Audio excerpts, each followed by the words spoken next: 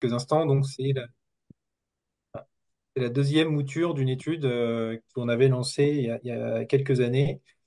Le point de départ, peut-être, avant de rentrer dans le vif du sujet, c'est le pourquoi, finalement. Pourquoi à la fois trois associations? Pourquoi lancer des travaux d'ampleur sur cette problématique, sur cette thématique qui est la convergence entre le développement de la mobilité électrique d'une part et les énergies renouvelables de l'autre?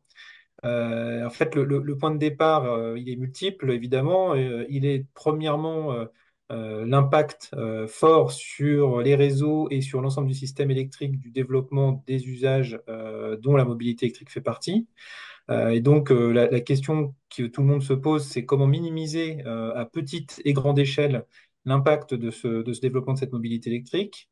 Deuxièmement, la mobilité électrique, par définition, entraîne des appels de puissance et d'énergie qui sont très variables en fonction du moment de la journée, que ce soit dans des utilisations professionnelles ou personnelles. Et donc, ça engendre de facto des conséquences sur la manière de gérer les infrastructures électriques et de les développer. Et puis troisièmement, des sujets d'ordre évidemment économique. Tout ceci représente des investissements très importants. On voit typiquement, juste sous nos yeux, dans le cadre de cette page de garde, une grande ombrière. Timothée, je pense, y reviendra entre autres tout à l'heure. Ce sont évidemment des infrastructures tant dans le B2B que dans le B2C qui sont coûteuses, qui se rentabilisent entre guillemets sur plusieurs années, quand c'est pas plusieurs dizaines d'années. Et donc, la question qui était le point de départ des adhérents des associations et qui a été relayée par les associations, c'est comment développer de manière harmonieuse ces solutions, dans quel cas d'usage, dans quelle configuration ces solutions sont les plus adaptées, parce qu'on n'est pas à l'abri de fausses bonnes idées de temps en temps. Et puis ensuite, de pouvoir regarder quels sont aujourd'hui l'état des lieux en termes de réglementation, en termes d'aide, en termes d'incitation, en termes de compréhension de ces problématiques par les différentes parties prenantes de manière à ce qu'on puisse en tirer des conclusions et des orientations sur des évolutions du cadre réglementaire, du cadre technique. Et donc, Clément Molison, donc de l'AVER, prendra mon relais dans quelques instants pour présenter un certain nombre des conclusions ou des préconisations de notre étude, qui, vous le verrez, sont de manière assez multiple. Voilà pour vous donner un petit peu la teneur.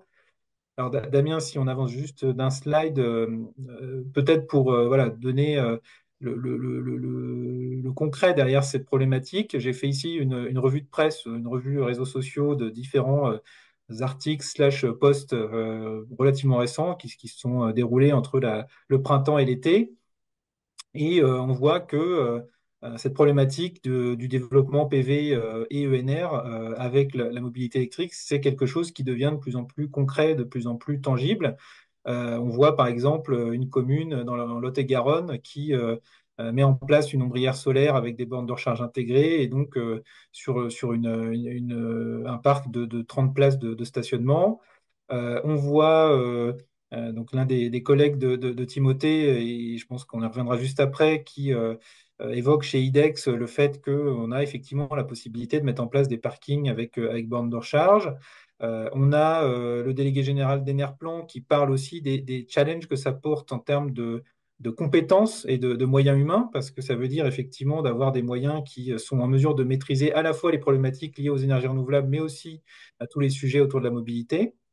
Et puis, pas qu'en France, hein, évidemment, on voit aussi à l'international, entre autres, par exemple, aux Pays-Bas, le développement dans la ville d'Utrecht, donc de solutions, là où on va encore plus loin, puisque les batteries et les véhicules sont même utilisés comme batteries d'appoint et qui peuvent venir en renfort du réseau en fonction des cas d'usage et des moments de la journée. Donc, voilà, c'est évidemment pas exhaustif, ça n'a pas mérite d'être pris comme pour argent comptant, mais on sent que c'est un sujet qui est de plus en plus dans l'actualité. Alors, il l'est évidemment au gré aussi des fluctuations. On sait que cette rentrée n'est pas complètement aisée d'un point de vue milieu automobile.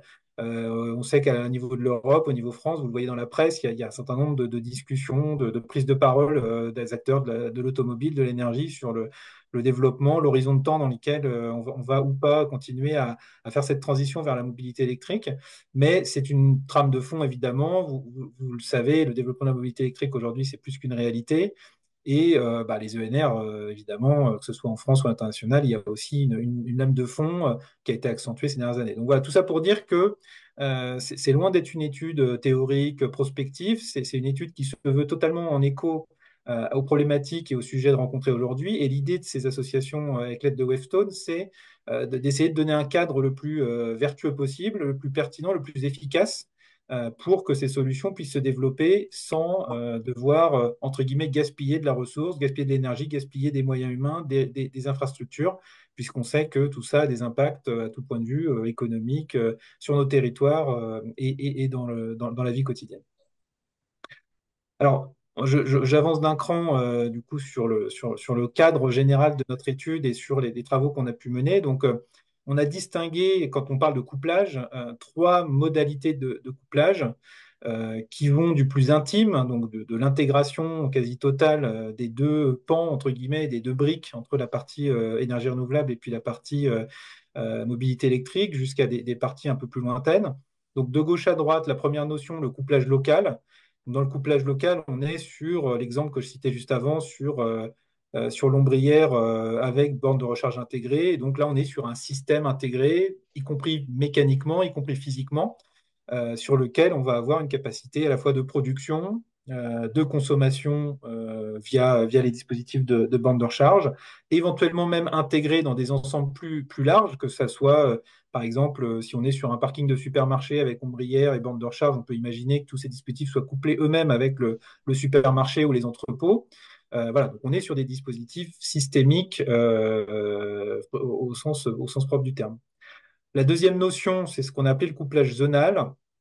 Dans le couplage zonal, on va se rapprocher de ce qu'on peut voir dans l'autoconsommation collective, c'est-à-dire on va avoir des systèmes de proximité les uns par rapport aux autres qui ne seront pas nécessairement interconnectés au sens physique et au sens mécanique du terme. En revanche, on aura cette proximité réelle des différents briques qui fait qu'on imagine la mise en place via des cadres contractuels, via des cadres économiques, etc., de ce couplage pour faire en sorte que les dispositifs soient vertueux dans leur manière de se développer les uns par rapport aux autres.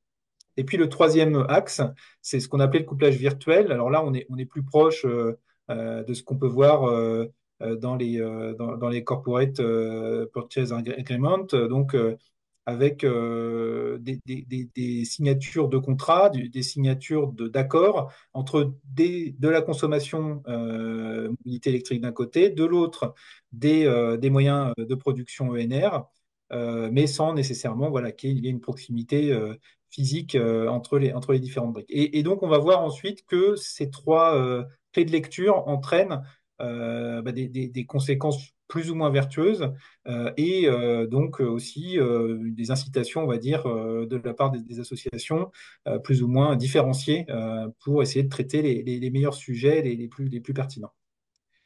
Donc voilà pour une première notion. Ensuite, Damien, si on poursuit sur la suite, donc on a aussi regardé des cas d'application de différentes natures, puisque par définition, à la fois les sujets de mobilité et les sujets de production renouvelable sont dans des lieux et dans des configurations différentes.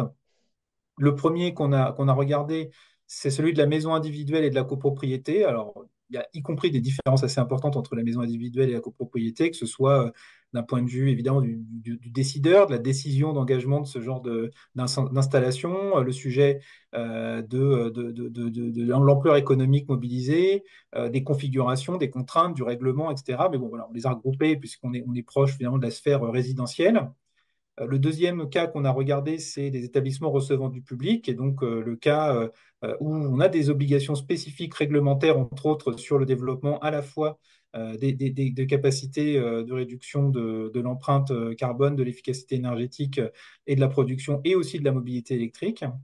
Donc ça, c'est un cas qui est extrêmement intéressant. Le troisième, c'est celui de l'entreprise, avec tout ce que ça couvre en termes de challenge sur la dichotomie entre la recharge privée, la recharge pour des visiteurs, la recharge pour des collaborateurs, la recharge pour les véhicules de services de fonction.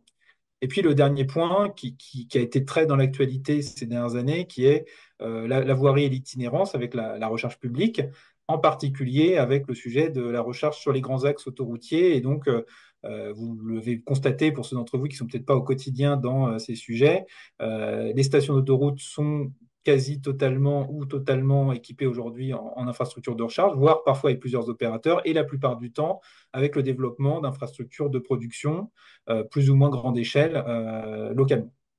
Alors, c'est sûr que c'est des cas qui se complètent, des cas de figure sur lesquels les ordres de grandeur d'investissement sont très différents les uns par rapport aux autres. Euh, et on a aussi regardé le sujet de ces systèmes les uns par rapport aux autres. Donc, je produis grâce à des panneaux photovoltaïques, à des éoliennes, on y reviendra, j'ai vu qu'il y avait une question sur le sujet. Je consomme en asynchrone ou en synchrone, parce qu'évidemment, comme je le disais tout à l'heure, le sujet de la mobilité électrique, c'est aussi quand est-ce qu'on recharge. Est-ce qu'on recharge finalement quand c'est le plus pratique ou quand c'est le moins onéreux, quand c'est l'énergie est la plus disponible. Donc, ce qui pose des questions d'adaptation, entre guillemets, entre la charge et la production. Et puis, bah, le sujet, comme on le disait tout à l'heure, de la ville d'Utrecht, c'est-à-dire utiliser potentiellement l'énergie et la puissance intrinsèque du véhicule dans la batterie du véhicule, aussi de manière bidirectionnelle, et donc pas uniquement pour charger le véhicule, mais aussi pour venir pomper le cas échéant au moment où le réseau ou l'infrastructure a besoin aussi d'énergie. Donc c'est ce qu'on appelle le V2X, le V2G, dans certains cas de figure. Et donc, le fait qu'il y ait localement potentiellement des infrastructures de production vient amener évidemment une capacité d'autonomie, une capacité d'autarcie supplémentaire par rapport à des infrastructures qui n'auraient pas ces capacités de production. Et puis le dernier point qu'on a regardé, c'est le sujet d'insérer dans ce dispositif à deux voies, à la fois dispositif de production, dispositif de mobilité, le sujet de la batterie stationnaire. On voit aujourd'hui de nombreuses initiatives, alors beaucoup à l'international, un peu en France. C'est vrai que la France n'est pas nécessairement le pays sur lequel le développement des batteries stationnaires de stockage est le plus dynamique, mais beaucoup de pays dans le monde qui ont des gros problèmes de résilience des réseaux, d'infrastructures, de continuité d'alimentation, de problèmes de fréquence aussi sur les réseaux, etc., se dotent de batteries souvent en plus de très large puissance. Et donc on s'est dit, est-ce que si on rajoute cette brique de stockage stationnaire dans notre jeu à deux, ça vient rajouter de l'intérêt à ces cas d'usage et donc à venir rendre des solutions plus pérennes et plus opérationnelles. Et donc, on voit sur cette diapo, sur la partie droite, alors évidemment, ce soir, on ne va pas pouvoir reprendre tout ça dans le détail, le temps nous manquera un petit peu. On pourra éventuellement parler en deuxième partie dans la session de questions-réponses. Au-delà de l'étude qu'on a réalisée, de nombreuses institutions se penchent sur ce sujet du développement ENR et mobilité électrique. Voilà, vous voyez ici RTE, la Commission de régulation, Enedis.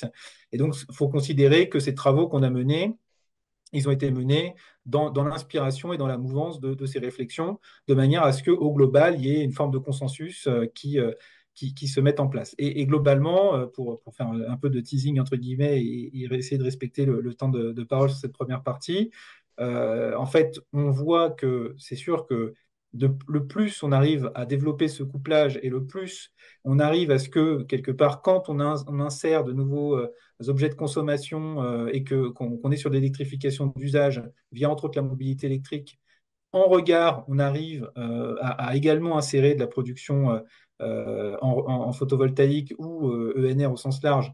Évidemment, le plus c'est vertueux parce que ça permet, comme je le disais, d'éviter des investissements faramineux sur certains aspects de réseau et d'infrastructure. Pour autant, évidemment, il y a des challenges importants qui se posent hein, sur bah, l'intermittence par définition des moyens de production ENR. C'est sûr que si tout le monde se charge en se disant que sur le midi ou sur le soir, on va pouvoir se charger par rapport à l'énergie disponible bah, en fonction de la météo, en fonction de différents critères, il y aura des possibilités ou pas d'en bénéficier. Je parlais tout à l'heure aussi du couplage en termes de courbe de charge de production, courbe de charge de consommation. Donc ça pose des questions de synchronisme finalement entre les différents éléments.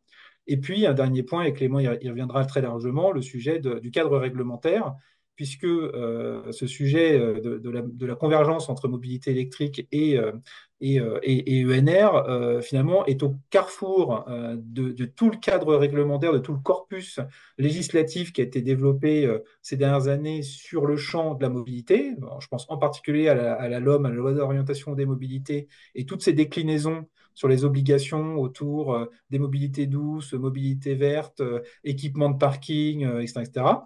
Et de l'autre côté, toute la réglementation, la législation, le cadre autour de la transition énergétique, autour du développement des ENR. Je pense en particulier aux décrets tertiaires pour tout ce qui touche aux entreprises, aux administrations, aux lieux accueillants du public. Et donc, bah, nécessairement, on se retrouve à la fois sur un corpus qui est très volumineux, qui parfois est incohérent, parce que par définition, c'est des cadres qui ont été établis dans des contextes différents, avec des velléités différentes, avec au bout de la chaîne, entre guillemets, des clients, des usagers qui se retrouvent un peu perdus de par ce millefeuille législatif et réglementaire, et donc qui sont un peu perdus sur qu'est-ce que je dois faire en premier, comment je peux bénéficier de ce cadre sans risquer derrière d'être mis à l'amende et d'être pointé du doigt. Et donc, on a toute une partie de notre étude qui vise bah, aussi à proposer une simplification, une mise en cohérence, de manière à encourager ces solutions, tant à nouveau, comme je le disais tout à l'heure, dans le B2B que dans le B2C. Après, je dis un mot sur ce sujet justement de l'arbitrage entre B2B et B2C. Le B2B est le marché qui clairement est le plus porteur, en particulier en France, sur ces sujets, parce que on a tout de suite des effets d'échelle, on a des volumétries, on a des capacités de décision qui sont sur des éléments peut-être plus rationnels parfois que dans d'autres cas de figure. Même si, dans l'absolu, le B2C est un marché également extrêmement important et intéressant parce qu'on a une capacité de décision qui peut aller beaucoup plus vite, parce que le développement de l'autoconsommation individuelle est très important ces dernières années, a fortiori avec les prix de l'énergie qui avaient flambé. Et donc, on peut se dire que c'est la continuité naturelle ensuite d'aller jusqu'au sujet de la mobilité électrique. Pour autant, on voit qu'il y a de multiples challenges techniques, on voit qu'il y a des multiples challenges marketing aussi pour faire comprendre aux clients et aux prospects l'intérêt de ces solutions. Et puis, parce que à la fin, d'un point de vue économique, c'est vrai que ça représente quand même des sommes qui peuvent se chiffrer évidemment en dizaines de milliers d'euros et qui, pour un particulier, ne sont pas nécessairement très simples à valoriser, avec pas toujours des aides bien utilisées en soutien et donc avec une facture résiduelle qui reste importante. Donc, voilà, c'est pour vous donner un peu le cadre général, les premières tendances. Évidemment, on aura le temps là, dans les minutes qui viennent de revenir très largement sur les différents détails. Je vais maintenant passer la parole à Clément pour revenir sur du coup, les points de sortie de cette étude et les préconisations. Et puis, je pense que Timothée aura tout le loisir de préciser de manière beaucoup plus concrète des cas d'école et des cas d'application par rapport à ce que j'ai pu illustrer sur des configurations un peu théoriques. Merci Clément et bonjour à tous et à toutes. Effectivement, comme ça vient d'être dit, je vais vous parler des quelques recommandations qu'on a définies dans le cadre de cette étude. On en a défini huit qui peuvent être regroupées au sein de trois grandes familles. Une première famille qui sont des mesures d'accompagnement et notamment, on y reviendra, d'accompagnement financier. Une autre famille qui est autour de la communication et de la sensibilisation, comment on fait connaître ces solutions-là. Et enfin, comment on prépare l'avenir, comment on prépare la filière. Ce seront les dernières recommandations dont on parlera ensemble. Sur la première slide, en fait, ça traduit un élément que Clément a évoqué précédemment, qui est que euh, on a eu le sentiment dans nos filières respectives que jusqu'à présent, tout se passait pour qu'on ait des filières qui se développent de façon parallèle mais sans forcément être amené à discuter, sans forcément être amené à penser les choses de façon commune. Et on le retrouve aujourd'hui dans les règles de déploiement des ENR d'un côté et de la recharge des IRVE de l'autre. On a des lois, on a des réglementations qui fixent des objectifs de déploiement pour les ENR, notamment sur le photovoltaïque, qui fixent de l'autre côté des obligations de déploiement pour la recharge, sans qu'à aucun moment les deux ne soient harmonisés, que ce soit en termes de date, en termes de volume, ou ne serait-ce qu'en termes simplement de prise en compte de l'autre secteur. On sait que les parkings de supermarchés sont en train d'être couverts d'ombrières. En parallèle, ils ont une obligation qui arrivera, qui prendra effet au 1er janvier prochain, d'installer des bornes de recharge. Il est nulle part écrit que les deux doivent être pensés de façon harmonieuse. Donc vraiment, notre premier objectif, c'est celui-là, c'est de faire en sorte que les règles soient harmonisées et que l'utilisation de batteries de stockage ne soit pas oubliée. Dans tout ce qu'on parle de couplage, on a vraiment ces trois entités et pourquoi pas ça donne lieu à un schéma directeur national ou à un document qui puisse faire converger ces intérêts. Quand on s'est dit ça, vous allez vite le comprendre sur les slides, la slide suivante, on parle très vite argent. Et c'est vrai que cette étude a été faite avant l'été. On a eu une période politique complexe. Je pense qu'elle l'est toujours. Et surtout, on a une période budgétaire qui est en train de s'ouvrir et qui ne va pas être simple. Et donc, on comprend parfaitement que l'argent magique n'est plus vraiment disponible. Pour autant, on pense que il y a une nécessité aujourd'hui de développer des incitations financières qui intègrent du stockage. Ça peut être dans des aides déjà existantes de les bonifier lorsque le matériel est compatible avec le couplage, que le matériel par exemple de recharge soit pilotable, voire permettre une recharge bidirectionnelle. C'est aussi des aides spécifiques pour le couplage, des appels à projets. L'Allemagne a des aides spécifiques autour de 12 000 euros pour des systèmes de couplage. Il y a évidemment un enjeu financier. Il y a un autre enjeu, c'est de faire en sorte que les acteurs se parlent, se rapprochent et que les secteurs travaillent ensemble. On voit se développer des offres intégrées avec des acteurs qui étaient sur une ENR et se développent sur la recharge ou inversement. Tous ces aides vont aussi permettre de déployer des solutions spécifiques en la matière. Une autre aide, ou plutôt sur la slide suivante, un autre mécanisme qu'on peut activer, c'est le TURP. Et j'ai ma langue à fourcher parce que justement l'objectif c'est pas d'en faire une aide, c'est pas d'en faire un dispositif incitatif, mais bien que le TURP, que le tarif d'utilisation des réseaux reflète bien euh, les apports que le stockage, notamment au sein des technologies de couplage, va apporter à l'ensemble du réseau.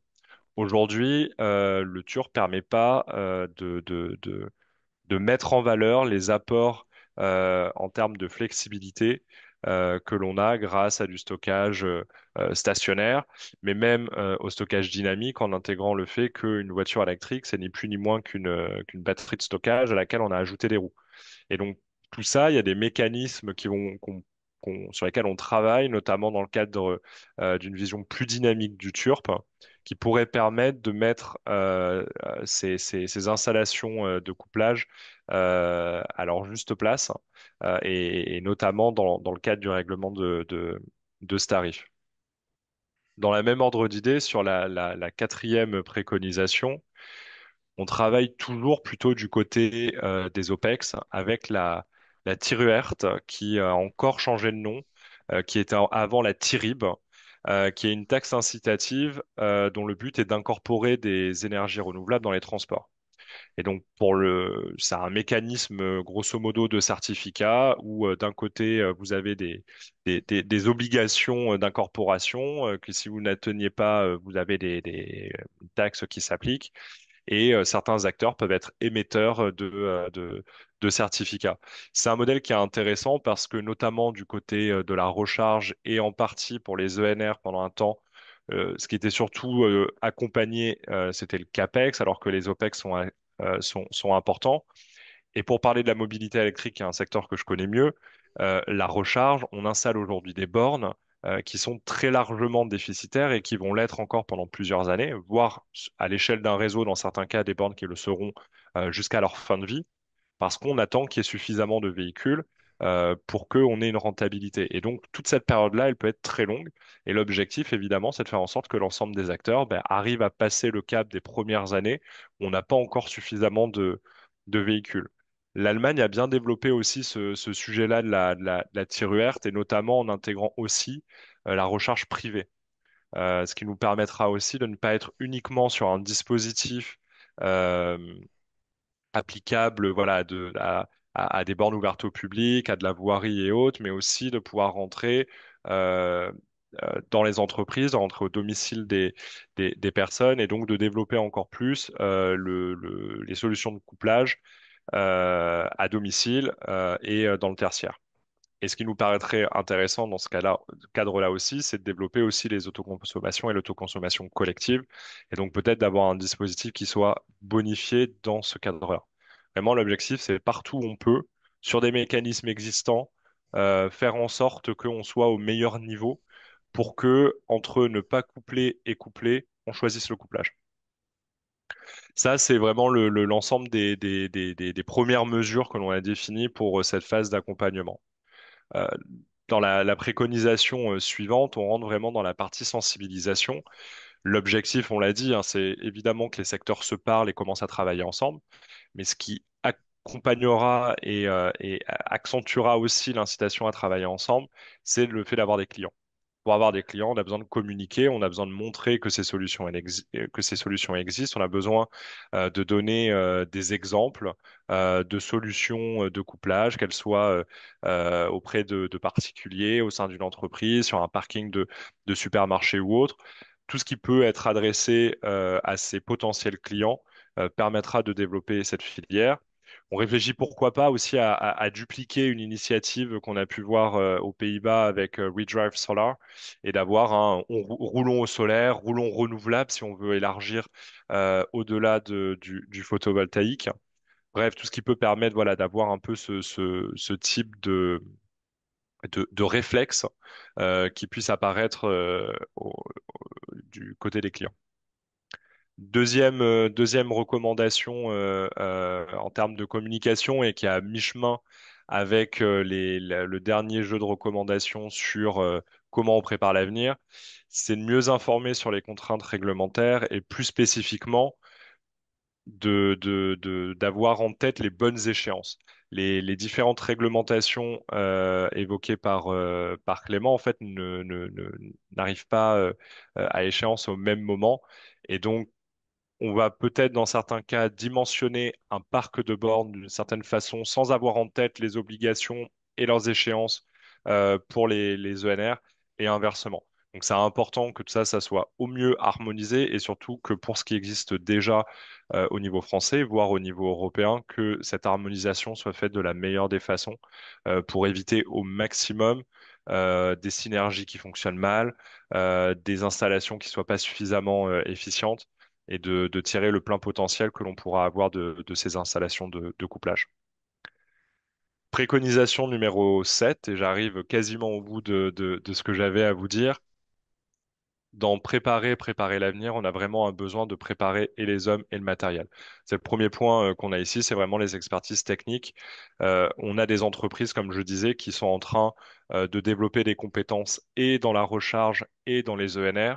Ce qui est important, c'est aussi de faire en sorte que leurs propres techniciens puissent être qualifiés. On a des qualifications qui sont obligatoires. Une borne de recharge comme des installations NR, ça ne s'installe pas comme ça sur un coup de tête. On a besoin d'avoir des qualifications qui sont reconnues. Et donc, il y a vraiment besoin dès à présent de développer des compétences et des connaissances croisées chez les techniciens pour faire en sorte d'avoir un personnel qualifié qui puisse répondre aux commandes qui arriveront dans les prochains mois et dans les prochaines années.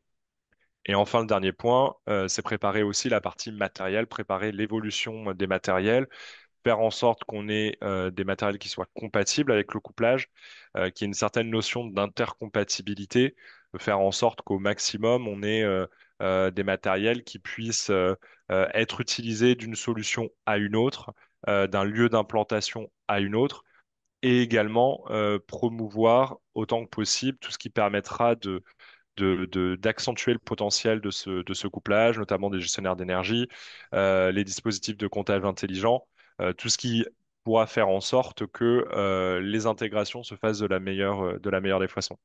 Donc voilà, j'essaie de vous présenter assez rapidement. N'hésitez pas dans vos questions à me demander des précisions, mais j'essaie voilà, de vous dresser ce tableau des quelques préconisations qui ont été définies dans le cadre de cette étude. Merci Clément. On va pouvoir te laisser la parole, Timothée, pour la suite. Oui, merci Clément et merci Clément du coup pour cette introduction. Comme introduit dit au début, après cette perspective, enfin, c'est pas seulement de la théorie, il y a beaucoup de terrain et d'échanges avec la filière dans le travail, mais je trouve que c'est intéressant de proposer vraiment la perspective terrain de où est-ce qu'on en est dans le travail sur ces aspects-là, donc notamment dans la pratique chez IDEX, qu'est-ce qu'on voit. Bon, en introduction, voilà, Timothée Schmutz, je suis responsable grand compte sur des projets photovoltaïques et bornes de recharge, justement, parce que chez IDEX, donc, on développe des projets, on s'est focalisé sur les entreprises, un peu comme dit, en mentionné en introduction, parce qu'on se rend compte aussi que c'est là qu'on a le plus d'impact. Et notre métier, c'est de déployer des infrastructures. Là, je vais vous parler de concret, de câbles, de tranchées, de raccordements électriques, parce que c'est ce dans quoi on est. Notre objectif, c'est d'accompagner l'électrification des usages en exploitant le potentiel foncier qui est disponible chez nos clients pour y construire des centrales photovoltaïques sur les parkings et sur les toitures. On se focalise beaucoup sur le foncier disponible.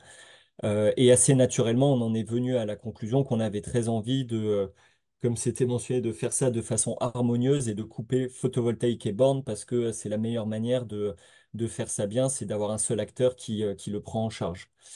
Donc on s'est concentré sur les parkings aussi du fait de la réglementation pour exploiter le gisement d'énergie renouvelable qui est disponible sur ces surfaces.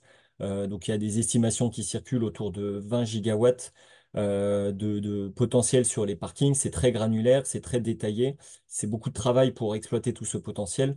Mais voilà, notre conviction, c'est qu'il faudra passer par là aussi pour faire la transition énergétique telle qu'on la souhaite. Tu peux passer la slide d'après, Damien. Ouais, donc peut-être pour remettre un petit peu le panorama réglementaire. Alors, je ne sais pas à quel point l'AVER a pu être consulté sur ces doubles réglementations, mais en fait, bon, on a un calendrier qui n'est pas complètement aligné, mais aujourd'hui, nous, en tant qu'acteurs du terrain et d'entreprises qui apportent des solutions à nos clients sur ces sujets-là, on voit la coordination de deux réglementations qui contraignent les entreprises à la fois sur la loi APER, accélération de la production des énergies renouvelables, qui oblige la couverture de centrales photovoltaïques pour les parkings de plus de 1500 mètres carrés. Donc il faut couvrir plus de 50% de la surface. Donc voilà ce volet ombrière photovoltaïque. C'est pour ça que le monde des ombrières photovoltaïques est assez dynamique en ce moment. Et la loi LOM, qui était déjà dans le paysage depuis longtemps et qui fait aussi peut-être que les acteurs étaient déjà beaucoup plus avancés sur cette réflexion-là des bornes de recharge sur les parkings. Donc la loi LOM, l'échéance, c'est pour 2025. Beaucoup ne seront pas à jour sur la réglementation. Mais voilà, aujourd'hui, on travaille vraiment dans ce monde-là où on a ces deux contraintes ensemble. Euh, et ce qu'on voit, c'est que ça va vraiment opérer un bouleversement assez profond du paysage français en faisant des ombrières photovoltaïques un objet du quotidien. Aujourd'hui, c'est peut-être un objet du quotidien quand on habite dans le sud-est ou dans certaines zones, mais pas tant dans le reste de la France. Là, avec cette réglementation-là, on se met dans une situation où d'ici 4 5 ans, ça va être un objet du quotidien sur toutes les grandes surfaces commerciales qu'on a aussi aujourd'hui dans nos villes ou en périphérie, en ville, etc. Donc cette double approche nous a conduit à mettre l'accent sur une approche parking branché pour assurer la conformité réglementaire des entreprises sur ces deux lois. La majorité de nos projets aujourd'hui font intervenir les déploiements de bornes de recharge et d'ombrières photovoltaïques. Donc voilà pour vous parler un petit peu de concret et vous donner quelques illustrations et pour vous présenter un peu plus les synergies et les opportunités qu'on voit. Donc au-delà des couplages locaux, zonales, etc. Là, comme je disais en introduction, pour vous parler purement d'infrastructure, donc déjà pour le client, il y a un seul interlocuteur qui gère ça. Bon, voilà. Deuxième point, il y a pas, on limite la gêne aussi, notamment en usine ou dans des parkings de centres commerciaux. Voilà, je réalise tous les travaux en même temps, voilà, ça a du sens. On mutualise les travaux de voirie et les tranchées, ce qui est particulièrement intéressant, notamment pour les projets de bornes, parce que ça peut, à l'échelle du projet, ça peut représenter un coût qui est vraiment significatif. Alors que sur le projet photovoltaïque, c'est beaucoup plus facilement absorbable. Donc ça permet de mutualiser ces travaux, en mutualisant ces travaux-là de voirie et de raccordement électrique, on rend beaucoup plus facile et beaucoup plus aisé les déploiements de bornes de recharge.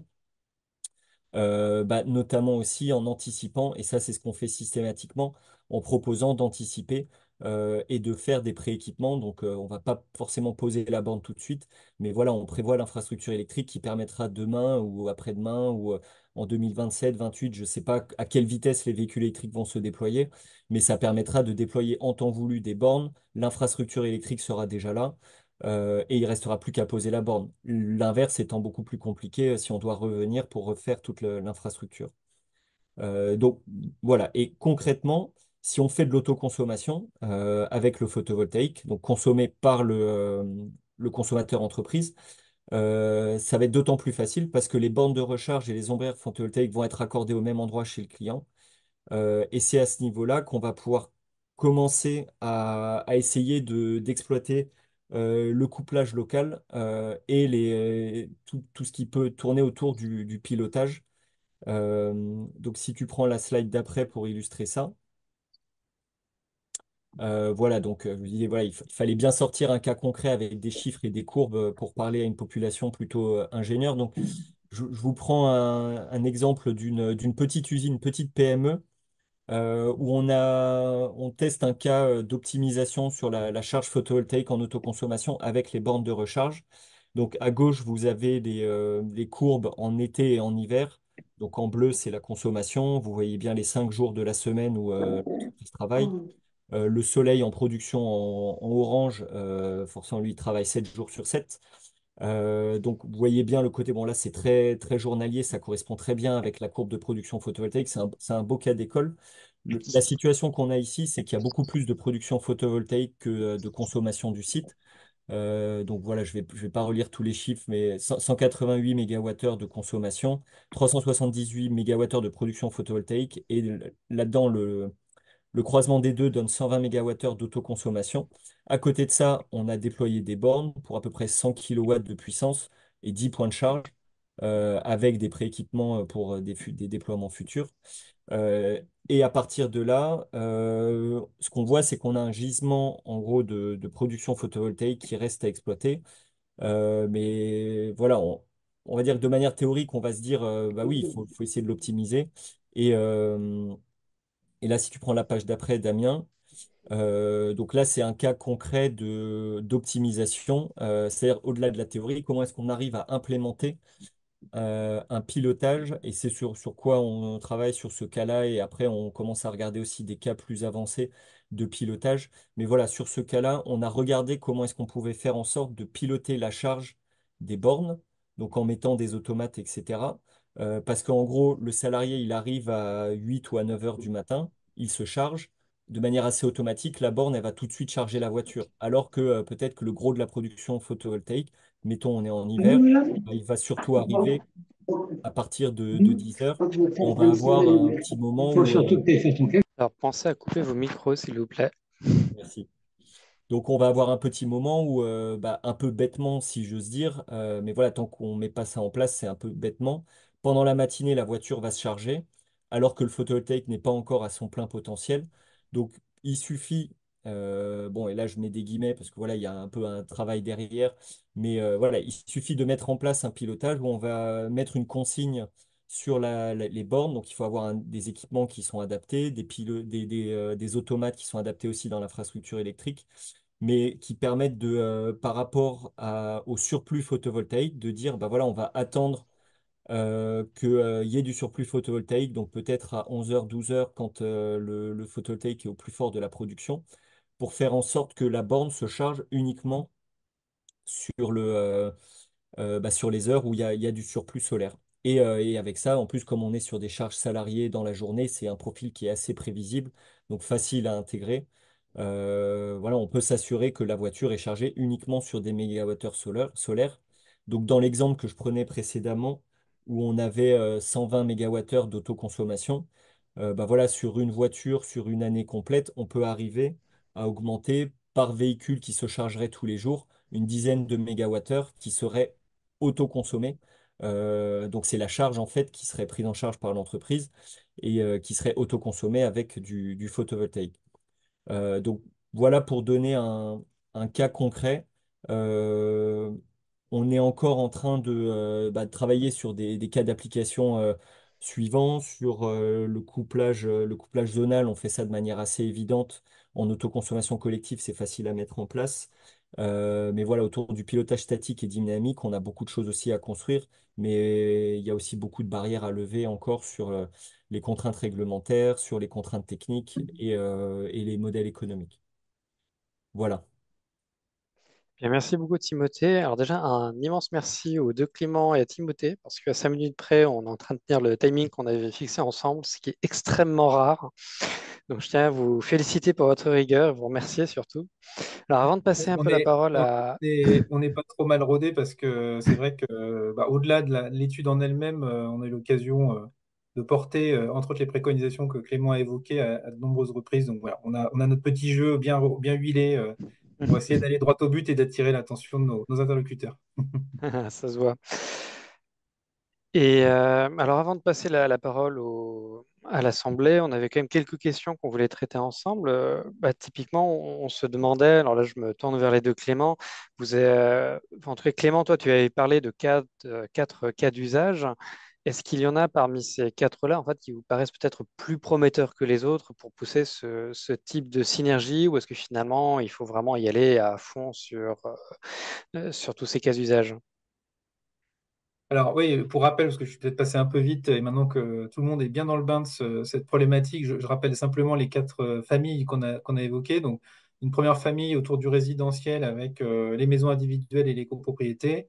Une deuxième famille avec les établissements recevant du public, les entreprises, et donc les parkings d'entreprises, les infrastructures autour des entreprises. Et puis la dernière partie qui était la voirie et l'itinérance. Alors, clairement, et d'ailleurs, les exemples que Timothée vient de détailler sont exactement dans cette mouvance. Là, ce qui nous paraît la voie royale, entre guillemets, pour développer ce genre de technologie aujourd'hui et pour amorcer vraiment de manière plus massive le marché, c'est le B2B et les établissements recevant du public pour plein de raisons, à la fois parce que souvent les terrains ou la configuration des lieux s'y prête. On est sur des toitures, on est sur des parkings, voilà. Donc on a une capacité de développer des moyens.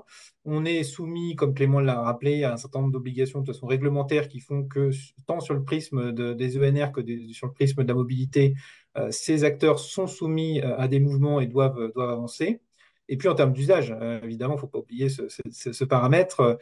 On est sur des cas de figure où on est sur de la consommation intensive et avec de l'usage potentiellement y compris intensif.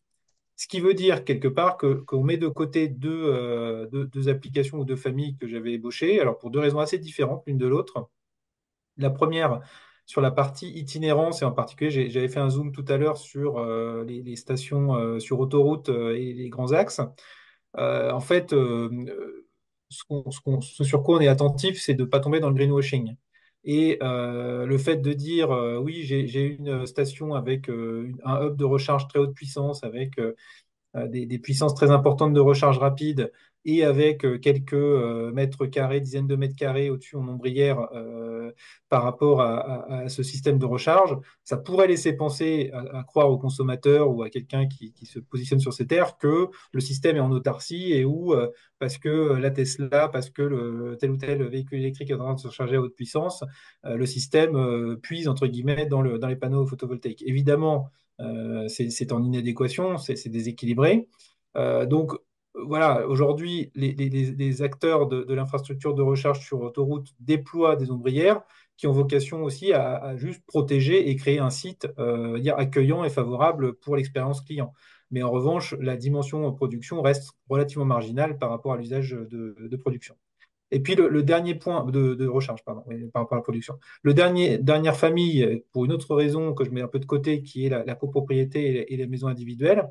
Alors, c'est vrai que la France, sur ce volet-là, est un pays quand même relativement, on va dire, favorisé sous l'angle des réseaux, sous l'angle de la résilience et de la qualité de service de fourniture d'énergie. Donc, c'est ça qui fait que finalement, il n'y a pas les mêmes problématiques que dans d'autres pays où il y a des coupures beaucoup plus régulières, où on est soumis aux incendies, on est soumis à des extrémités. Alors bon, malheureusement, le sens de l'histoire fait qu'on se rapproche potentiellement de zones qui ont des climats extrêmes qui sont très observés par les acteurs français comme l'Australie ou la Californie. Mais c'est vrai qu'aujourd'hui, heureusement encore, on n'en est pas tout à fait dans ces configurations. Ça reste des infrastructures, comme j'ai dit, qui sont onéreuses, qui sont parfois complexes à mettre en place. Aujourd'hui, sur le marché, on a fait une étude de marché. Dans le cadre de cette étude, les solutions adaptées au B2C sont encore rares, peu intégrées. Donc, ça nécessite vraiment d'être très bricoleur, très geek et d'être très investi pour aligner les planètes pour trouver des solutions. Donc, voilà, on est clairement sur un marché moins mature. Et puis, le dernier point sur la copropriété, ben, on se retrouve un peu dans les mêmes problématiques que l'installation de bornes de recharge en copropriété, c'est-à-dire que quand bien même le cadre réglementaire et législatif se soit précisé sur le droit à la prise, etc., ça reste des sujets avec de l'inertie, avec des conseils syndicaux à mobiliser, avec des acteurs bailleurs sociaux, etc., qui sont pas très préparés. Donc voilà, on est sur un marché là aussi qui est pas encore tout à fait mature. Donc voilà, j'espère avoir répondu à la question des cas d'usage ou des configurations prioritaires. Peut-être Clément, tu souhaitais ajouter quelques mots ou préciser des points sur ce sujet? Non, non, non, je suis en phase avec ce que tu viens de dire. Peut-être toi, Timothée, si tu as peut-être que tu as des réactions par rapport à tout ça, et notamment c'est vrai que dans ta société, vous intéressez surtout aux technologies qui vont permettre le déploiement de ce type de cas d'usage. Est-ce que tu vois des technologies particulières associées à chacun des cas d'usage que Clément décrivait, qui vont permettre en fait de faciliter leur diffusion? Mm. Alors, sur ce sujet-là, là, j'y réfléchissais justement à l'instant. En fait, je me dis, je- et c'est un peu le cas d'usage que j'avais juste avant en guise d'exemple. En soi, je trouve que pour certains cas, les technologies, elles sont pas si compliquées que ça. On est sur un automate, une consigne, quelque chose comme ça. C'est peut-être bon, l'enjeu, il est peut-être pas tant dans la techno, il est peut-être plus dans trouver les bons cadres d'implémentation où on a un opérateur qui sait intégrer cette solution et la proposer, et où on a un peu l'enchaînement où les différentes circonstances se présentent au même moment, où on a l'occasion de faire du couplage photovoltaïque et borne, un client intéressé, etc. Euh, c'est un petit peu ce que je me disais par rapport à, on va dire, à des premiers cas d'usage. Enfin, voilà, je pense qu'il y a les premiers cas d'usage, je pense qu'ils sont assez faciles à mettre en œuvre.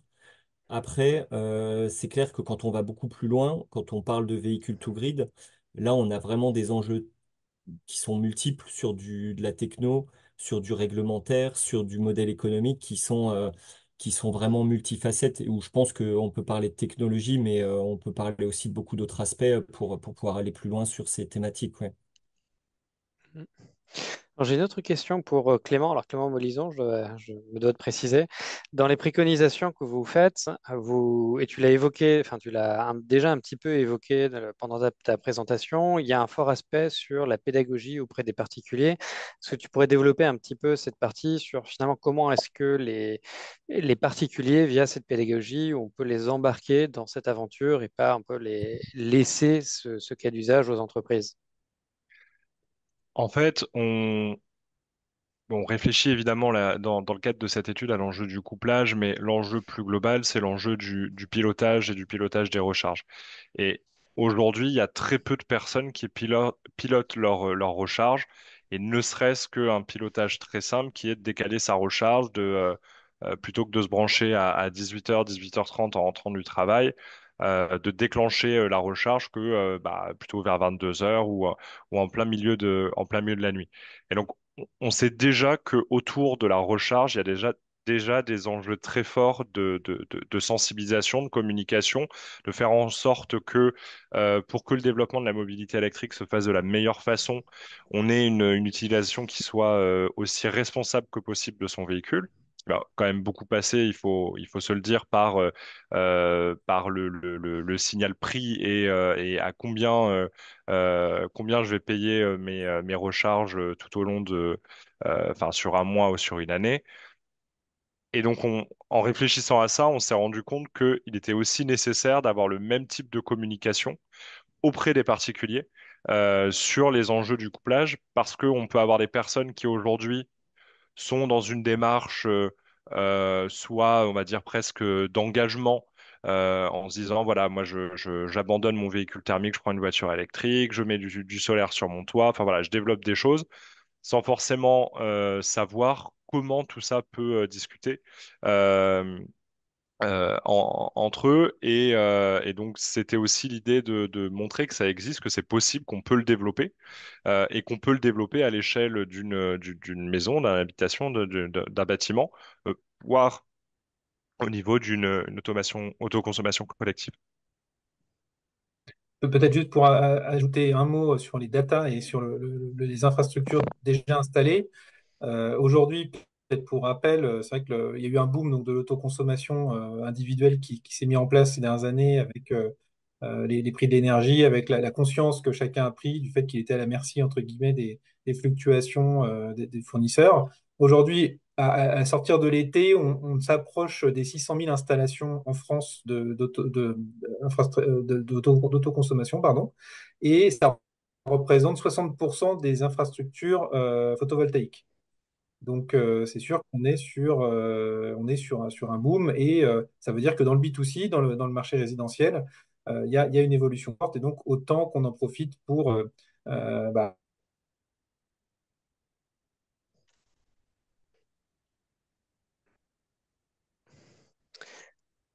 Alors Clément, je ne sais pas si on t'a perdu ou pas. En tout cas, il a manqué quelques secondes.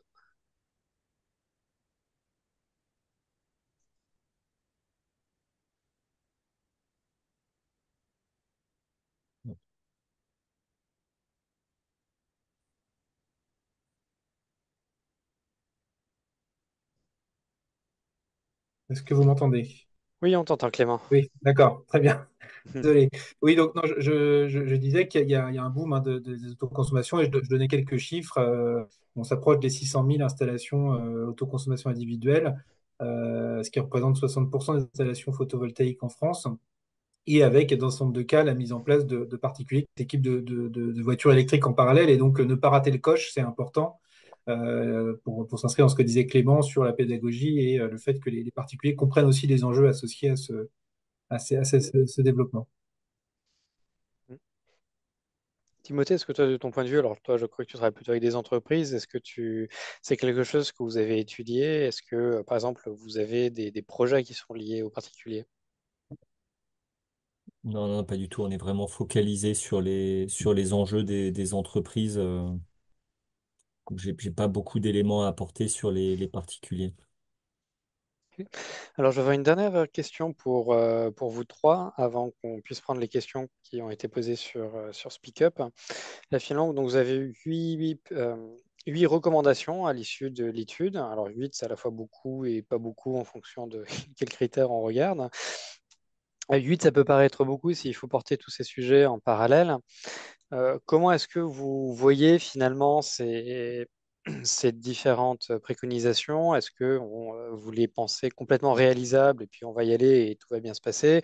Est-ce qu'on est plutôt, si j'ose dire, sur des vœux pieux, probablement un entre deux?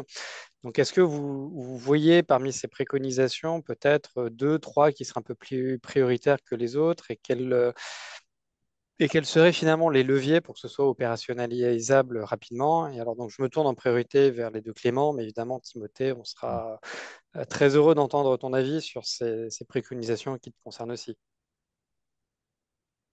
Mais est-ce Peut-être. qu'on aura les mêmes, est-ce qu'on aura les mêmes choix avec Clément? C'est pas encore sûr.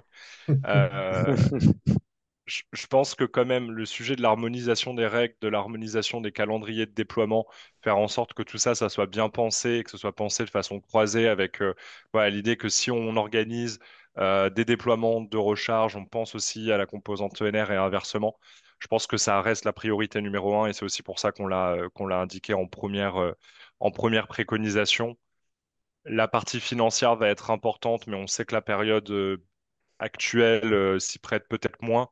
Donc je me tournerai peut-être plutôt comme seconde priorité autour du TURP, avec cette idée vraiment d'avoir un TURP qui soit le plus proche possible de ce qui est nécessaire. Typiquement, une des choses du TURP et des autres sujets de taxation, si j'élargis un petit peu, dans le cadre par exemple d'une recharge bidirectionnelle, comment on fait après avoir restitué de l'énergie au réseau pour pas retaxer la recharge qui nous permet de revenir au niveau qui aurait été le nôtre si on n'avait pas consenti à faire ce geste qui permet de donner de la flexibilité au système électrique. Ça, typiquement, ça fait partie de sujets qui seront peut-être un manque à gagner, mais un manque à gagner sur des recharges qui seront encore assez peu. Donc c'est pas de l'argent vraiment qui sort de l'État, c'est peut-être plutôt une harmonie, enfin une, une, une- des règles du jeu qui soient plus proches de ce qui est, de ce qui est nécessaire. Toutes les autres sont intéressantes. J'ai quand même un sujet autour de l'emploi et de l'expertise technique. Parce que je pense que c'est assez régulièrement dans un certain nombre de travaux comme celui qu'on a pu faire, un sujet qui peut un peu passer à la trappe ou qui peut être moins regardé. Et en fait, le constat quand même qu'on fait aujourd'hui, je parle pour la recharge, je m'exprimerai pas sur la partie UNR, mais c'est qu'en fait, on a du mal à trouver des personnes. On a du mal à trouver des électriciens, on a du mal à trouver des électriciens qualifiés ou qu'on peut qualifier RVE. Et en fait, si on n'arrive pas dès à présent à former les ressources de demain, ça va devenir de plus compliqué et ce sera un vrai goulot d'étranglement. Aujourd'hui, c'est pas les carnets de commandes qui manquent, enfin qui sont vides du côté des acteurs de la recharge. C'est vraiment plutôt les embauches et les CV qui sont plus compliqués à avoir. Donc vraiment, le fait de développer cette filière, de la développer avec des formations de qualité pour avoir des professionnels de qualité, je pense que c'est vraiment prioritaire. Il faut qu'on le traite maintenant pour pouvoir être prêt dans les prochaines années. Oui, bah, je souscris, je ne veux pas citer les autres parce que sinon, effectivement, on ne répondra pas complètement à ta question, Damien. Non, je pense qu'on voit que d'ailleurs, entre le moment où on a lancé l'étude, ou en tout cas, on a commencé à se parler du lancement de l'étude qui remonte à il y a déjà quelques mois, le moment où on est en ce moment, on est quand même très soumis au contexte général. Et donc, on voit que bah, ces fluctuations, que ce soit en France ou en Europe en particulier, ont des conséquences assez directes sur les prises de décision, sur la dynamique autour de ces sujets. On disait tout à l'heure qu'on n'est pas encore dans un marché de masse et donc on a besoin de continuer à structurer les filières, à avoir des offres sur étagère avec des bons niveaux de qualité, etc. C'est vrai que tout ce qui touche à la fois autour des aides est important, des aides bien ciblées et pérennes avec de la visibilité, parce que c'est sûr qu'il n'y a rien de pire, entre autres dans le B2B, beaucoup d'entre vous sont bien placés pour le savoir, que l'incertitude court et moyen terme. Sachant que là où on s'est par contre employé avec toutes les associations, c'est de ne pas remettre sur la table des préconisations de nouvelles aides ou voilà, on est conscient du contexte, on est avec des associations très responsables sur le contexte économique et la santé, entre autres financière de la France. Donc, on a essayé d'être le plus pragmatique possible. On ne l'a pas dit, Damien, tu le diras peut-être en conclusion. Évidemment, l'étude est publique et in extenso. Vous pourrez chacun la télécharger sur les sites des associations pour regarder dans le détail. On a forcément aujourd'hui fait quelques raccourcis, même si j'espère qu'on aura pu répondre à l'ensemble des points qu'on a pu traiter. Eh bien, merci à tous les trois. Mais écoute, je vais tout de suite d'ailleurs envoyer le lien dans la conversation pour télécharger l'étude. Voilà, donc n'hésitez pas à la consulter. On va pouvoir passer aux questions qui ont été posées sur SpeakUp. Et alors, la première qui a été posée, c'est vrai que... Ah bah tiens, je vois que Jean-Antoine, tu as précisé que c'était toi qui posais la question. Donc, je t'invite à la poser toi-même si tu es bien connecté. Bonjour, vous parlez beaucoup de photovoltaïque, mais qu'en est-il des autres énergies renouvelables comme l'éolien? Et on imagine du coup plutôt sur vos trois premiers use cases, non pas en local, mais plutôt en virtuel. Oui, effectivement. Alors, pour tout dire, la première étude à laquelle Damien faisait référence, donc, qui date d'il y a quelques années, était explicitement centrée sur le photovoltaïque et volontairement, on s'est dit, quitte à refaire une deuxième mouture, autant s'ouvrir un peu les chakras et donc en particulier se poser la question des ENR au sens plus large du terme. Bah, il nous est apparu assez vite quand on a fait ce benchmark et quand on a regardé que ça restait quand même un marché très porté par le photovoltaïque et les cas de figure que j'ai évoqués, avec ce bémol près. Et c'est vrai qu'il y a plusieurs acteurs sur le marché, et des acteurs y compris très sérieux, très crédibles et avec des moyens importants, qui développent du PPA centré mobilité électrique avec de l'éolien. Voilà, donc il ne faut pas surtout dire que c'est complètement mis de côté dans l'étude. Vous le verrez d'ailleurs dans le document, c'est cité. Même si c'est un cas sur lequel voilà, c'est de l'éolien, ça pourrait être d'autres types de technologies. Et donc, c'est vrai que sur l'ensemble des autres cas, par contre, on retombe assez vite sur le sujet PV. Voilà, donc non, l'étude n'a pas un biais, entre guillemets, qui consisterait à dire que ENR égale à PV. C'est évidemment un parmi d'autres, même si, en l'occurrence, la majorité des applications quand même l'intègrent. Je confirme, et peut-être juste un petit complément dans le même idée que ce que j'évoquais sur, par exemple, d'avoir des appels à projets sur le couplage et ce genre de choses. L'idée aussi de ce livrable, c'est sans dire qu'on va susciter un marché et qu'on va susciter des couplages qui ne se feraient pas qu'avec du photovoltaïque. C'est aussi de développer ce sujet-là avec des propositions qui pourront être transposables à d'autres énergies et qui permettront peut-être, quand on fera la réédition, quand on fera la troisième version de cette étude, de voir que le marché a changé, qu'on a peut-être plus d'acteurs sur l'éolien, voire sur d'autres énergies, et à chaque fois de faire un état de l'art de là où on en est. Alors, je vois qu'on a une deuxième question. Alors, malheureusement, cette fois, je ne sais pas qui l'a posée sur les matériels qui ont été installés, qui sont installés aujourd'hui sur les sites, donc les bornes d'infrastructure collective. Notamment, je vois bornes infrastructure collective Logivolt en parking. Donc, la personne qui a posé la question se demande si ces matériels sont capables de gérer les innovations type V2G, pilotage dynamique ou tarification dynamique. Ouais, moi je peux donner quelques éléments là-dessus. Alors effectivement, je trouve que la question elle est pertinente et j'ai vu, je me suis dit oui, à quel point est-ce qu'on anticipe des technologies qui ne sont pas encore là. C'est clair que euh, c'est pas le cas partout. Aujourd'hui, nous on travaille aussi beaucoup sur de la borne AC, donc des bornes lentes. Bon, bah, on choisit les bornes qui permettent de faire du pilotage dynamique, mais il y a pas mal de bornes sur le marché qui sont pas très performantes en pilotage dynamique.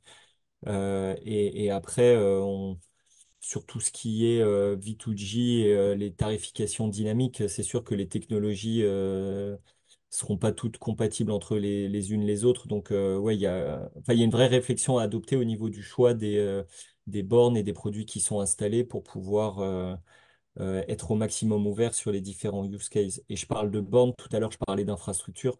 Au niveau de l'infrastructure élect derrière aussi, il y a toute la réflexion de quel est le bon dimensionnement, de pouvoir bien l'anticiper, de pouvoir anticiper les appels de charge. Pour un industriel, mettre beaucoup de bornes, ça peut venir le perturber. Pour des bornes rapides sur des parkings de supermarchés, enfin, c'est des sujets qui sont vraiment clés, oui. Oui, tout à l'heure, Timothée, tu as indiqué que le sujet n'était peut-être pas trop un sujet de techno, un sujet de matériel, qu'il y avait quand même beaucoup d'éléments qui arrivaient aujourd'hui.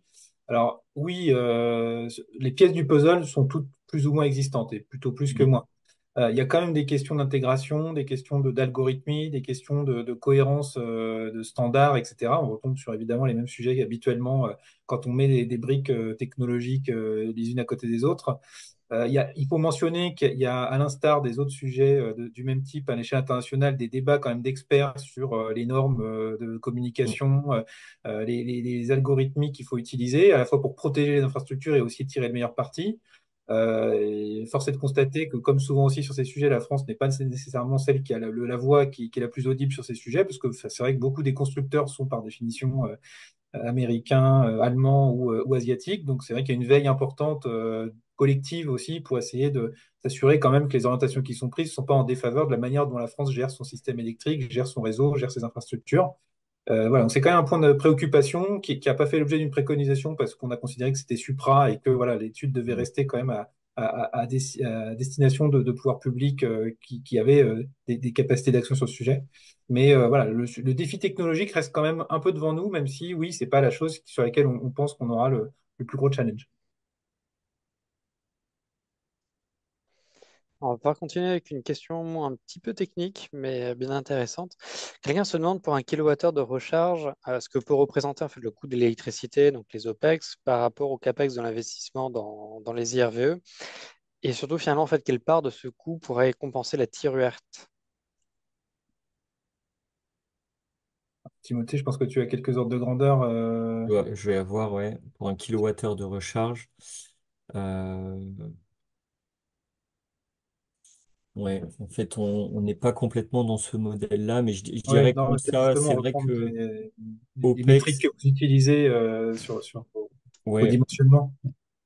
euh, comme ça, je dirais. Et on est beaucoup dans un mode où en fait nous on fournit des bornes en abonnement, donc on va dire que le tarif de charge de la borne, il intègre pas forcément tous les coûts. Donc ma réponse, elle va être un petit peu limitée par ça.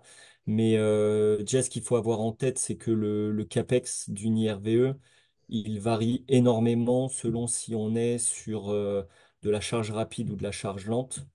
Et selon si on est, dans les cas de charge lente, si on est sur, par exemple, un parking branché avec du photovoltaïque où l'infraélec est porté en partie par le photovoltaïque, et un projet où il faut aussi porter toute l'infrastructure électrique.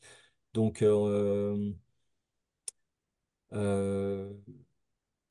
donc là, on a vraiment des variations d'ordre 10 entre les différents cas que j'ai cités. Euh, Ensuite, dans le kilowattheure de recharge, il y a le coût de l'élec. Euh, donc, il y a quand même beaucoup de paramètres qui rentrent en compte pour donner une réponse. Ouais, je préfère ne pas donner de réponse parce que ça va. Ouais, si moi je Vraiment, simplifie vraiment les paramètres de l'équation, en mm, tout cas, et je disais tout à l'heure qu'on a essayé dans ce rapport d'être dans la sincérité, dans la transparence et pas dans le nuage de fumée, de se dire que c'est la solution à tout. Et donc, on évoque le fait que le retour sur investissement, clairement, est pluriannuel, que ce soit dans le B2B ou dans le mm, B2C. On est sur des infrastructures forcément coûteuses quand on parle d'ombrières, quand on parle de mise en place d'infrastructures de panneaux solaires, etc. Et inversement, une recharge, alors selon les configurations, selon les cas d'usage, qui peut être quand même relativement mineur. Et donc, il faut, enfin, en tout cas, le raisonnement pur économique, voilà, on saura potentiellement certains cas limités. Et donc, on s'inscrit dans des horizons de temps qui se comptent en années quand c'est pas plus. Donc, voilà, juste pour donner un peu des repères très macro, mais en tout cas, on n'est mm. pas sur quelque chose qui instantanément trouve sa rentabilité, bien sûr. Oui. En Et, tant qu'opérateur d'infrastructure, enfin, je peux vous dire, oui, nous, on est sur des durées de 10 ans sur toutes les installations de bornes sur lesquelles on travaille, oui, parce que Mm, c'est vraiment de l'infrastructure. mm, c'est vrai que si je retire temporairement ma casquette de monsieur loyal pour y mettre un peu mon grain de sel, Euh, de mémoire, quand je travaille directement sur le sujet, enfin, les CAPEX peuvent facilement doubler, voire tripler en fonction des travaux de génie civil qui sont nécessaires. Parce que finalement, Oui. on pense beaucoup au coût de la borne qui peut être très élevé pour de la recharge rapide. Mais finalement, ce qui coûte aussi excessivement cher, c'est de creuser un trou dans le béton du parking pour tendre le câble.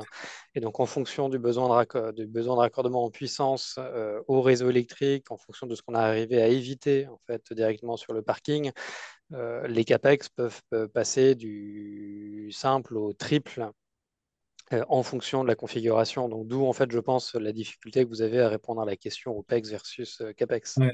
Et il faut peut-être préciser, d'ailleurs, Timothée, tu pourras peut-être le dire d'un mot, même si chacun des opérateurs comme IDEX ou comme d'autres de vos confrères et éléments concurrents avaient vos propres spécificités, mais qu'il y a plusieurs coexistences de modèles, hein, bien sûr, entre des modèles évidemment d'investissement pur, des modèles de tiers investissement, des modèles de location, de mise à disposition. Donc voilà, on a, en tout cas dans le B2B, bien sûr, hein, dans le B2C, et je crois que c'est la question suivante, donc je ne peux pas la poser avant, mais en tout cas, dans le B2B, il y a beaucoup de modèles qui coexistent et selon vraiment le cas d'usage et la finalité, en fait, on va trouver des solutions avec des acteurs plutôt issus du monde du secteur financier, plutôt issus du monde de l'énergie ou de la mobilité. Ce qui est d'ailleurs voilà, intéressant, ce qui peut aussi complexifier un peu l'équation parce que c'est parfois difficile de comparer vraiment les offres des acteurs. Donc, qui sommes en assistance maîtrise d'ouvrage dans un certain nombre de cas, c'est vrai que c'est parfois un peu un casse-tête de remettre sur un même pied d'égalité, entre guillemets, l'ensemble des propositions parce que derrière des notions économiques, on trouve des propositions qui sont assez différentes. Pour donner quelques notions économiques, là, je réfléchis un petit peu. Donc, sur des charges lentes, vraiment des ordres de grandeur, mais sur de la 22 kilowatts, nous, sur les projets avec l'infrastructure, on est à peu près à 2 000 € le point de charge. Sur de la charge rapide à 50 kilowatts, on est sur un rapport x10. Donc il y a vraiment une notion d'exponentielle. Et après, je veux pas dire de bêtises, mais on peut vite passer à 100 000 € pour plusieurs centaines ou 200 kilowatts sur les points de charge. Donc il y a vraiment un rapport exponentiel où derrière, bah, forcément sur de la petite borne, le poids de l'infrastructure électrique va être très élevé. Et du coup, dans le coût final de l'électricité, il y a peut-être une bonne part du CAPEX, mais ça reste peu cher par rapport à de la charge rapide, donc la part élec va quand même être assez importante. Là où sur de la charge très rapide, je sais pas, je pense qu'on va être à 80%, c'est du CAPEX, un petit peu d'OPEX et 10-20% de coût de l'élec. enfin, je sais pas, je me hasarde à mais c'est vraiment pour donner des ordres de grandeur de à quel point c'est très variable à chaque situation, quoi. Mm. Je vous remercie. Jean-Antoine, je vois que c'est encore toi qui as gagné dans le classement des questions, donc je te laisse la parole. Oui, merci. Du coup, je mets la vidéo. Je me posais la question, vous disiez que les différentes briques existent, qu'on arrive à faire des choses, mais aujourd'hui, est-ce que vous pouvez donner des exemples d'acteurs, alors j'ai compris aussi que le résidentiel, c'était pas votre cœur de sujet, mais qui apportent déjà des solutions aujourd'hui vers lesquelles on pourrait se tourner? Alors, c'est vrai que je l'ai aussi, alors, bon, Timothée, comme il l'a dit, est très focus, je pense, B2B. Après, il y a peut-être, t'as peut-être connaissance des différents acteurs. Pour tout vous dire, c'est pour montrer à quel point on est encore sur un marché qui est quand même balbutiant et qui a du mal à trouver sa vitesse de croisière. On avait recensé en début d'étude un certain nombre d'acteurs avec lesquels, d'ailleurs, pour certains, on s'est entretenu dans le cadre de l'étude. Et malheureusement, deux d'entre eux ont mis la clé sous la porte pendant l'étude. Donc voilà, ça montre que c'est un sujet qui est quand même loin d'être assis sur une profondeur. Alors après, il y a plein de causes différentes qui ont fait, on a regardé dans le détail, qui ont fait que ces acteurs n'ont pas trouvé leur vitesse de croisière. C'est pas uniquement parce que le marché est complètement vide, mais voilà, c'est quand même un indicateur qui trompe pas. On a aujourd'hui les filiales ENR, petits ENR des grands énergéticiens qui sont en train de lancer ces offres.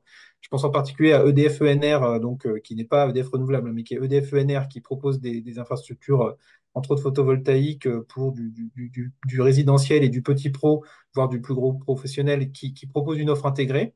Les filiales des autres très grands acteurs sont sur les mêmes réflexions. Et puis, bah, on a aussi des acteurs qu'on attend peut-être un peu moins, en tout cas qui viennent plutôt du monde de la mobilité. Alors, Volkswagen, par exemple, qui en Allemagne a lancé des offres intégrées avec carport solaire et bornes de recharge en lien avec des options sur certains des véhicules 100% électriques, qui n'a pas encore commercialisé ses offres en France, mais bon, il pourrait, si le marché devait aller de l'avant, le faire également. Et puis, évidemment, last but not least, Tesla, puisque vous le savez, les prises de parole d'Elon Musk, alors même si ces derniers temps, c'était pas trop sa marotte, mais en tout cas, historiquement, quand il évoquait la Tesla Home, il y avait bien la notion finalement de briques différentes entre les tuiles solaires ou les infrastructures solaires ou photovoltaïques, du pilotage intelligent de l'énergie, le Powerwall est donc la petite batterie stationnaire dans le logement, et puis la Tesla ou les Tesla évidemment. Donc voilà, Tesla aujourd'hui propose cette offre. Alors pour différentes raisons, Tesla n'a pas décidé non plus de lancer ses offres en France pour les raisons qu'on a évoquées, c'est-à-dire que c'est pas forcément le marché le plus pertinent par rapport à l'appétence, l'intérêt et la configuration électrique. Bon, pour le coup, on peut plutôt s'en réjouir vu que c'est plutôt parce qu'on a une résilience, une infrastructure qui est bien développée. Mais en Californie, entre autres, hein, ces solutions aujourd'hui se vendent entre guillemets comme des petits pains et on trouve de plus en plus de entre guillemets maisons Tesla intégrées avec tous ces briques que j'ai évoquées.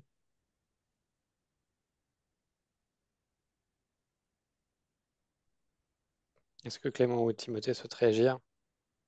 Euh, ouais, ouais, enfin, peut-être pas très à l'aise à faire de la pub pour d'autres acteurs ou autres. Enfin, de toute façon, le résidentiel, c'est pas des acteurs enfin, avec lesquels on est en concurrence directe, mais j'avais entendu parler de projets avec Fronius et des petits installateurs qui testaient ce genre de système de pilotage. Enfin, là, c'est vraiment pour répondre juste à la question sur ces sujets-là, mais vous pouvez regarder du côté de Merci Edmond, j'avais vu des informations sur le sujet, ça pourra répondre. Ouais. Oui, merci. Peut-être juste, pardon, sans non plus tout à fait répondre à la question, mais je rejoins ce qu'a dit Clément. Mais notez aussi que maintenant en France, pour les bornes de recharge, le pilotage, il est obligatoire, quel que soit le lieu d'implantation de la borne. Alors, entre la loi qui nous dit ça et le texte réglementaire qui n'est pas encore sorti, on compte déjà en années plus qu'en mois. Mais techniquement, c'est déjà là et on le voit déjà sur des incitations, notamment là, on a un nouveau crédit d'impôt qui a été bonifié, mais qui maintenant n'est porté que sur des infrastructures de recharge. Ce que je veux dire par là, c'est que le marché va aussi se structurer autour de ça, parce que ces incitations flèchent vers du pilotage et que avec ce pilotage, dans un certain nombre de cas, on va aussi voir que les solutions de couplage seront aussi intéressantes et renforceront aussi cette obligation de pilotage.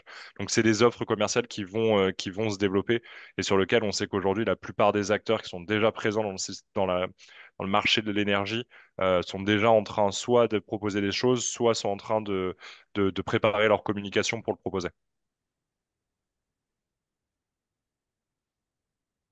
Merci bien. Je pense que ce sera la toute dernière question avant qu'on puisse clore ce webinaire. Quelqu'un se demande s'il y a une estimation des ordres de grandeur, des impacts de chacune des préconisations que vous avez présentées dans l'étude.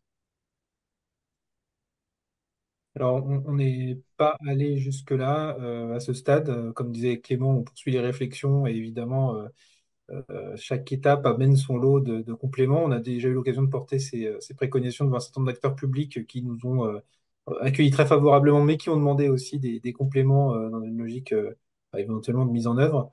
Donc que ce soit d'un point de vue vraiment des impacts énergétiques et économiques, voilà, on n'est pas allé sur une quantification, même si je pense que de manière assez autoportante, on voit bien la nature et le type de postes, entre guillemets, qui peuvent être touchés par chacune, en particulier les premières qui sont plus relatives au cadre réglementaire, au cadre incitatif.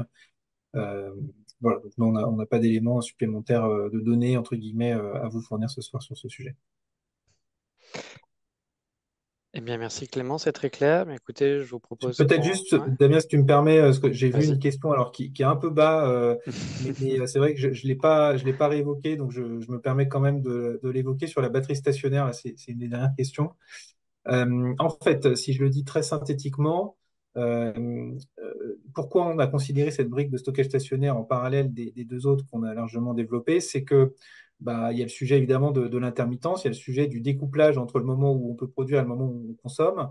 Clément a largement appuyé sur le fait du développement du smart charging, du pilotage de la recharge, etc.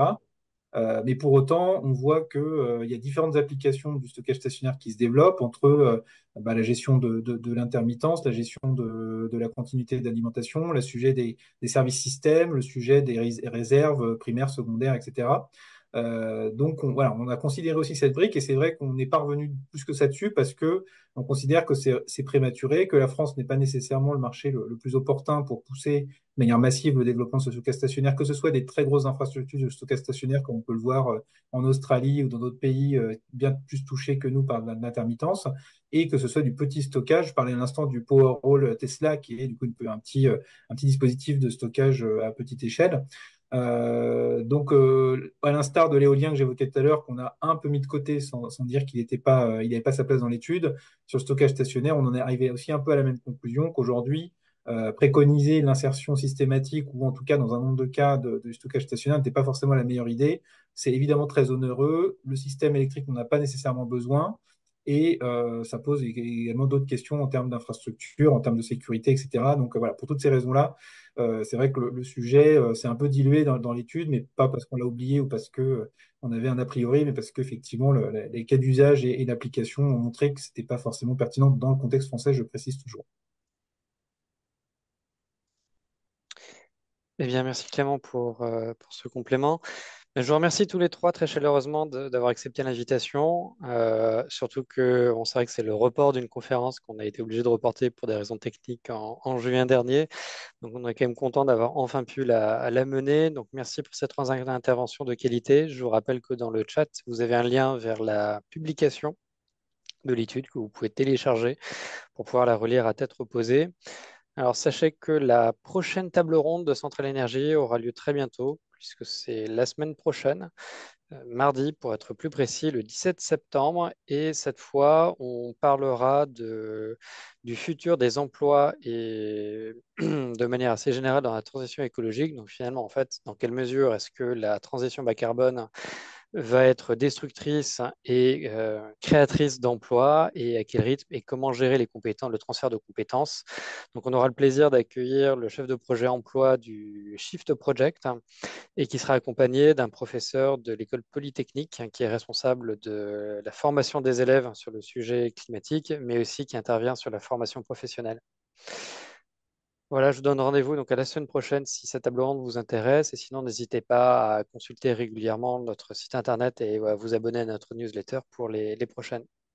Merci. Merci Damien aussi pour ton aide dans la préparation et la tenue de ce webinaire ce soir. À bientôt, bonne soirée à tous. Bonne Merci soirée. à tous, bonne Merci à soirée. tous et à toutes. Au revoir. Damien, euh, est-ce qu'on pourrait avoir les planches pour les mettre sur le site? Il est parti. Bon, il est là, Damien. Oui, je suis toujours là. On verra ça avec Clément et Timothée après Oui, par bah mail. tu pourras relayer. Ouais, j'ai mis dans le chat, mais voilà. OK.